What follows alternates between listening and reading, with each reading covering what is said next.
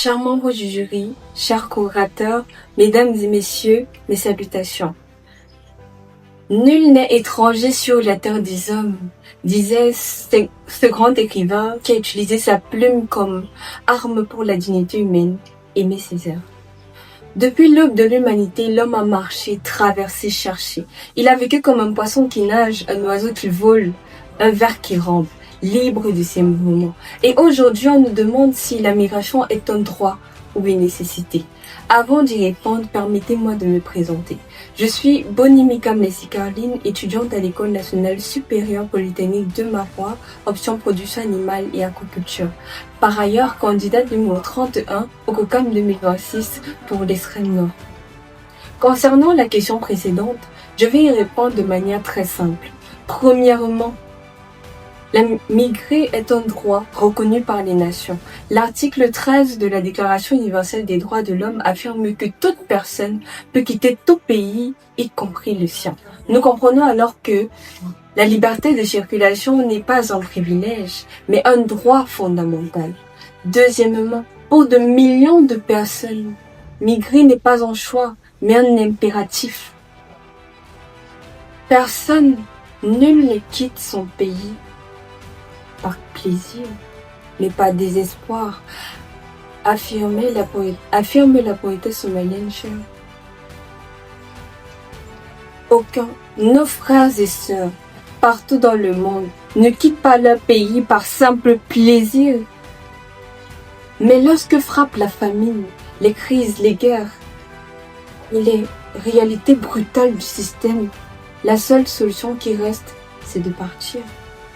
Dois-je vous rappeler l'histoire du petit Kwame? Il n'est qu'un enfant, pourtant on l'appelle réfugié. Pourtant, il a vécu et vu des atrocités. Pourtant, il n'a plus d'étoiles dans ses yeux. Ces étoiles qui sont dans les yeux de tous les enfants de son âge. Il les a perdues.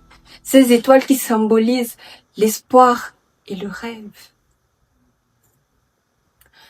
Mesdames et messieurs, souvent, migrer n'est pas un simple choix, mais une nécessité réelle. Troisièmement, la migration est une bénédiction pour l'humanité. Les grandes civilisations ne se construisent pas derrière des murs, mais sur des échanges, affirmait le grand Nelson Mandela. Le migrant vient avec ses mains, ses rêves, sa culture, participant ainsi au développement de la nation qui l'accueille, mais aussi de la sienne. Cela est parfaitement illustré par le vécu inspirant de Francine Gallo, notre frère camerounais, qui est certes parti, mais avec une partie de la patrie. Aujourd'hui, il hisse haut les couleurs de notre drapeau partout dans le monde en se battant, menant dans le bon combat. Au lieu de construire des murs, bâtissons des ponts. Au lieu de fermer les portes, ouvrons nos cœurs. Car comme l'a dit Victor Hugo, il n'y a qu'une seule race, l'humanité. Voici une vérité. Voici la vérité. La vérité que nulle conscience ne devrait protester. La migration est un droit que nous devons défendre, mais aussi une nécessité que nous devons comprendre. Je vous remercie.